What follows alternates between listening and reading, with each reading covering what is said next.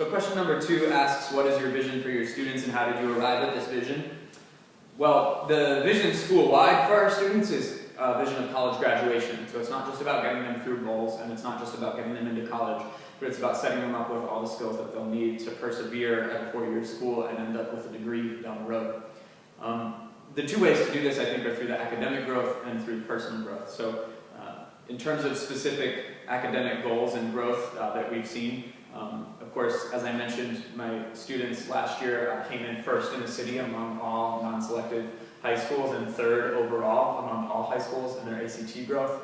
And I think that's not only going to help them get into better and better colleges, but it's also a good barometer for their college readiness when it comes to the academic rigor of college.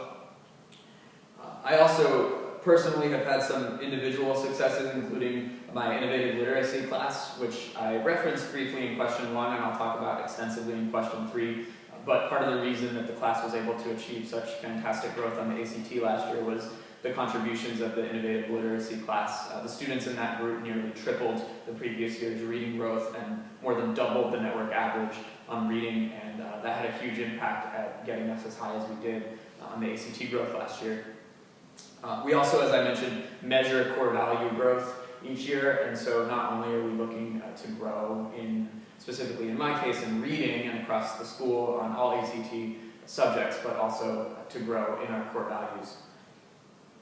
I picked the core values, the original theater arts core values, because I care about them, and I think that they are the things that are going to make students successful not only in my room, but in other classrooms and beyond in college. And their ability to show follow-through, and their ability to show respect for one another, and their ability to get curious about subject matter they don't fully understand. All of those abilities are going to be crucial when they get off into the college environment not too long from now. The second part of question 2 asks about academic progress the students have made in either of the past 2 academic years, so I think I've pretty much already touched on that. The other thing that was crucial, I think, to last year's reading growth was that I took a very reading-heavy approach in my theater arts classroom. So we read Hamlet, we had a whole nonfiction reading unit based on arts outreach, and we looked at Shakespeare programs that are being done in prisons around the country. We had a whole nonfiction unit around arts activism to look at different ways that theater artists are out there and have been out there over the last 100 years making their communities better. And so even in a theater arts class, I'm always constantly looking for ways to improve their reading skills, especially their nonfiction reading skills, as that is the type of reading that makes up the bulk of the ACT and the type of reading that will make up the bulk of their college reading.